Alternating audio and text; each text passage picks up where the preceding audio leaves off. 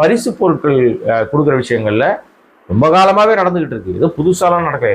எல்லா கட்சிகளும் தொடர்ந்து கொடுத்துட்டு இருக்காங்க.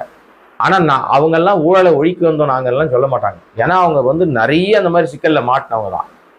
நீங்கள் என்ன சொல்லி வராங்க இந்த தாவேக தற்கொலை கும்பல்னா, நாங்கள் ஊழலை ஒழிக்க வந்து ஆபத் பாந்தவர்கள், நாங்கள் ஊழலே செய்ய மாட்டோம். இந்த விஜய் ஒத்த ரூபா ஊழலே செய்ய மாட்டான், பணத்தை கையாலே தொட மாட்டான். யோகி சிகாமணி 5 கோடி ரூபாயை கள்ளப்பணமாக வாங்கி வீட்டில் பதுக்கிட்டு அதுக்கு கண்டுபிடிச்சி ஐடி டிபார்ட்மெண்ட் கண்டுபிடிச்ச பிறகு 1.5 கோடி ரூபாய் அபராதம் விதிக்கப்பட்ட பிறகும் அதை கட்டாத ஜகஜால கில்லாடி தான் விஜய். இப்போ இவர் தான் ஊழலை ஒழிக்க போறேன்னு வராது. வெளிநாட்டு கார் வாங்குவார், ஆனால் வரி கட்ட மாட்டாரு. இன்னொன்னுங்க, இந்த ஏப்ரல் இருக்குல்ல, இந்த ஏப்ரல்ல அவங்க ஐடி ஃபைல் பண்ணணும். நிச்சயமா வெளிச்சத்துக்கு வரும். ஐடி ஃபைல் பண்ணும்போது கரூர் சம்பவத்தில் அந்த 41 பேர் மரணம் அடைஞ்சாங்கல்ல, அந்த 41 பேர் மரணம் அடைஞ்ச அந்த அவர்களுக்கு அதில் 2 பேர் கொடுக்கல காசு.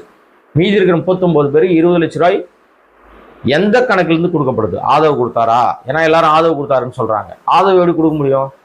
கட்சி நிதியாக வழங்கி இருந்தா ஆதரவு எப்படி கொடுக்க முடியும்? அப்ப கட்சி நிதியில இருந்தா கொடுத்துருக்காங்கன்னா அதை கணக்கில் காமிக்கணும். அது வருமான வரி தாக்கல் செய்யும் போது எங்களுடைய அசட்ஸ் இவ்வளோ இருக்கு, நாங்கள் இவ்வளோ நலத்திட்டங்கள் பண்ணியிருக்கோம், இதெல்லாம் நாங்கள் கொடுத்துருக்கோம்னு காமிக்கணும். இன்னும் சில வாரங்களில் அந்த பேப்பர் நடைமுறை நடக்கும். அப்புறம் நிச்சயமாக ஏதோ ஒரு சந்தர்ப்பத்தில் யாரோ ஒருத்தர் அதோட நகலை வாங்கி வெளியே போட்டுருவார். இவங்க என்ன லட்சணத்தில் காட்டியிருக்காங்க, தொகை கணக்கில் இருக்குதா இல்லையான்னு காட்டியிருப்பாங்க.